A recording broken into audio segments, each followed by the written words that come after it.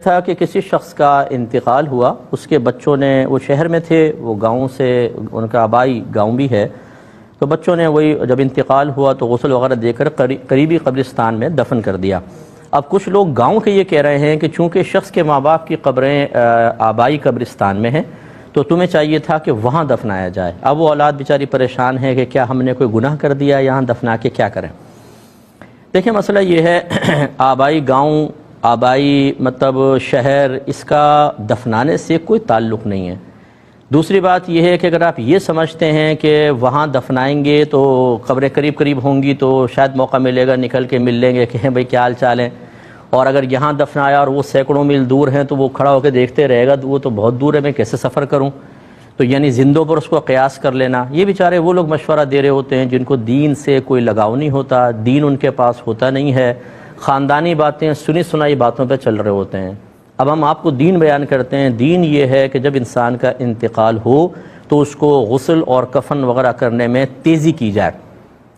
صحیح حدیثوں سے ثابت ہے مسجد کی صفائی کرنے والا، ایک روایت میں مرد کا ذکر ہے، ایک روایت میں عورت کا ذکر ہے، ان کا رات میں انتقال ہوا، رات میں کفن دفن کر دیا گیا۔ صبح نبی کریم صلی اللہ علیہ وسلم کو پتہ چلا تو آپ نے فرمایا مجھے بتا دینا چاہیے تھا، پھر آپ ان کی قبر پہ تشریف لے گئے اور ان مسجد کی خدمت کے سلسلے میں ان کو کئی اعزازات سے نوازا۔ اسی طریقے سے عمر فاروق رضی اللہ تعالیٰ عنہ کے دور میں مشہور واقعہ ہے کہ وہ ایک عبادت گزار نوجوان کا رات میں انتقال ہوا، رات میں اس کو دفنا دیا گیا۔ خلاصہ کلام یہ ہے کہ جلدی دفنانا یہ ہوتا ہے افضل اور اولیٰ۔ دوسری بات یہ کہ قریب ترین قبرستان جو سب سے قریب ہے اس میں دفنائیں، اگر وہاں جگہ بالکل ٹھیک آپ کو مل گئی، تاکہ کیونکہ دفنانے میں جلدی، نبی کریم صلی اللہ علیہ وسلم نے ارشاد فرمایا کہ مردے کو دفنانے میں جلدی کرو۔ یہ جو باہر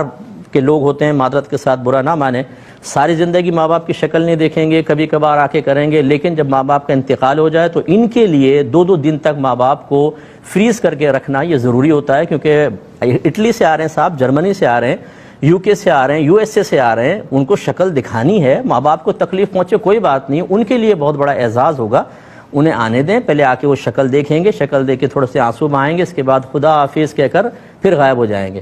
تو یہ طریقہ کار بالکل غلط ہے اسلامی نقطہ نگاہ سے، انہوں نے دفنایا، بالکل ٹھیک کیا۔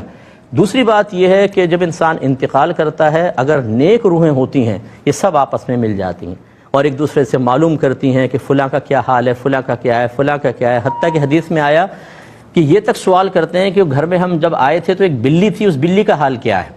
اور اس میں پھر بعض اوقات ایسا ہوتا ہے کہ ایک بتاتا ہے، وہ پوچھتے ہیں فلاں کا حال کیا ہے، وہ کہتا ہے وہ تو مر چکا، کہ تمہارے پاس نہیں پہنچا؟ وہ کہتے ہیں کہ نہیں ہمارے پاس تو نہیں آیا۔ وہ کہتے ہیں اچھا، اس کا مطلب ہے کہ اس کو عذاب ہو رہا ہے، یعنی روح کو مقید کر دیا گیا عذاب کی وجہ سے۔ تو خلاصہ کلام یہ ہے کہ یہ فاصلے کچھ بھی نہیں ہے، مرنے کے بعد